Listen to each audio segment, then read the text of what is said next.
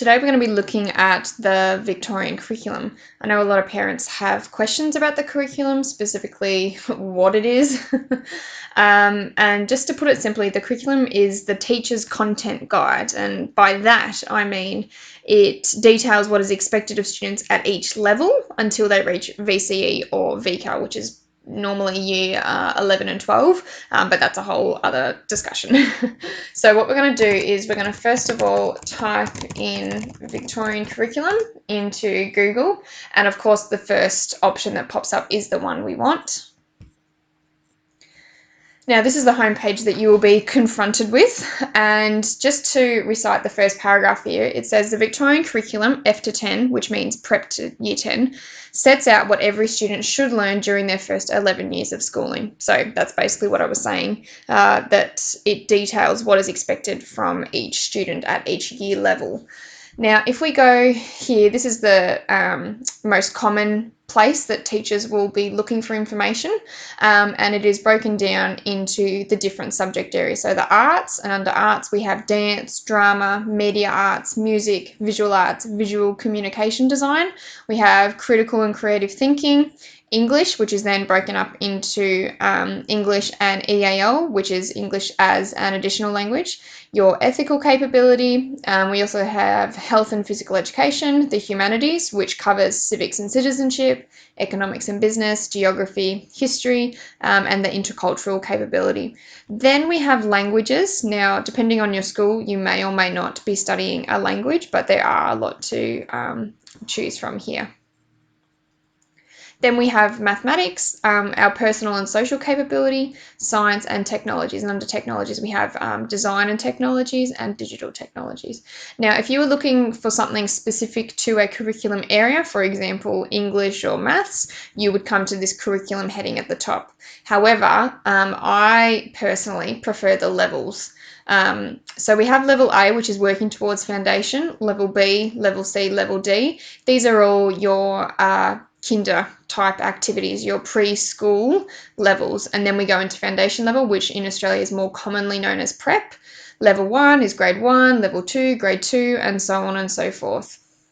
So for example, I teach grade 2, 3, so I will often come to level 2 here or level 3, and then it would take me through everything that they need to know for every subject at level 2. So once again, those overarching headings that we just saw up here in the curriculum box, critical and creative thinking, what they would need to know for dance at level 2 or grade 2, design and technologies, so on and so forth. Now, when you teach a composite grade like me, where it is 2 year levels, not just a straight grade 2, I teach grade 2, 3, it is probably easier to go into your curriculum heading. So if I wanted to know what English I had to teach my students, then I would be going into the English section. Now, I don't teach EAL, but if you are someone who has English as an additional language in your family, this might be really beneficial for you. But I'm just going to go into English for now.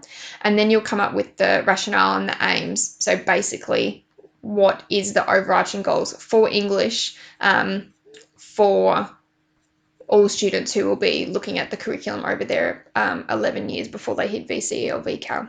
Now down here we have a lot of really good resources, but the one that you'd want to look at the most, I believe, would be curriculum.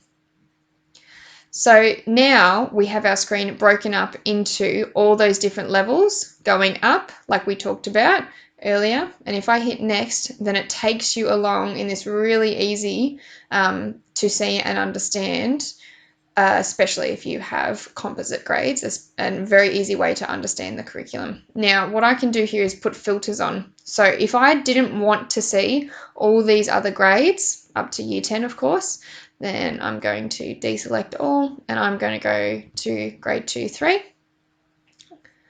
And we're showing all modes at the moment. So if I just wanted to know what they had to cover for writing, because obviously English is broken up into the 3 sections, reading and viewing is one, writing is your next, and speaking and listening. So if I just wanted to see what they had to achieve for writing by the end of grade 2 and grade 3, I'd click on writing and then apply filters.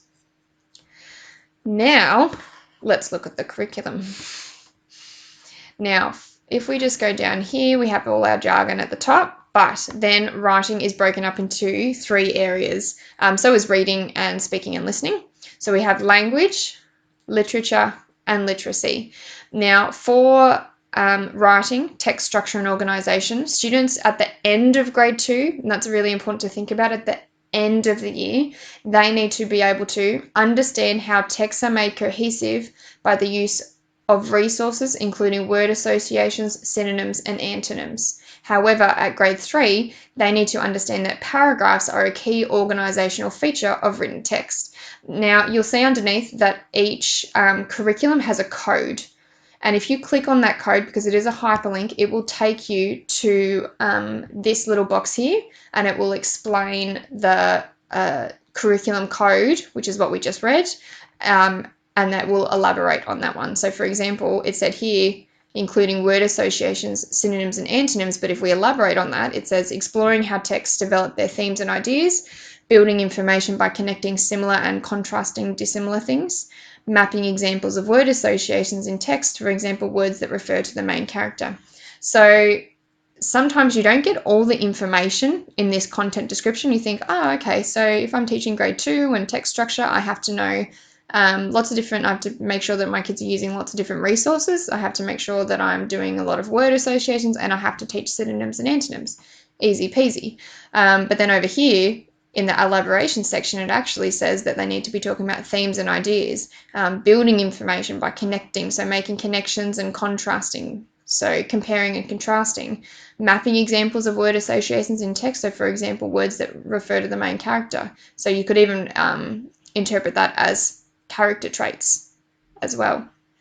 So if I go out of that, we'll elaborate on the paragraphs content descriptor for grade 3. And it says here, so we said, understands that paragraphs are a key organisational feature of written text, but that elaborates to noticing how longer texts are organised into paragraphs, each beginning with a topic sentence / paragraph opener, which predicts how the paragraph will develop and is then elaborated in various ways. So it's not just about learning paragraphs, it's specifically about noticing how paragraphs are used to break up larger text into ideas. And then this part here, each beginning with a topic sentence paragraph opener, which predicts how the paragraph will develop. I would say that's really specific to informative and persuasive text, because, if we go back to what we were doing in school with TEAL, topic, evidence, example, link, that topic sentence is really important. However, I think you have a bit of leeway when you use topic sentences in a narrative structure, for example, in a story. So if I were you, what I would do if you are feeling a bit overwhelmed with what your teacher has provided for you for remote learning, this would be a really good place to start, just to explore and get your head around what teachers do when they are planning. So for another example, we'll go to mathematics. And once again, we'll go to the curriculum. And let's have a look at 5-6. Now, showing all strands, and once again, the same way that English was broken up into reading and viewing, and writing and speaking and listening, those 3, maths is also broken up into 3. So we have number and algebra, which is your place value, your counting, money, fractions. They all fall under number and algebra. Measurement and geometry, we have measuring, so volume, length, geometry meaning shapes, statistics and probability. So that one is probably the smallest one out of them all, because it just covers graphing, probability, chance, which is the likelihood of things happening. So we won't deselect any of those strands. And let's look at level 5-6. So for example, in grade 5, one of their first number and algebra focuses might be identify and describe factors and multiples of whole numbers and use them to solve problems. That then turns into, in grade 6, identify and describe properties of prime, composite, square, and triangular numbers. Now, when I say it turns into, they don't match up 100%. Sometimes they do, sometimes they don't. But you'll notice here that there's 1, 2, 3, 4, 5, 6 curriculum codes for number and place value, compared to only 3 major ones in grade 6. That's because they have learnt so many before this up until grade 6. So they're really consolidating their knowledge and broadening upon that.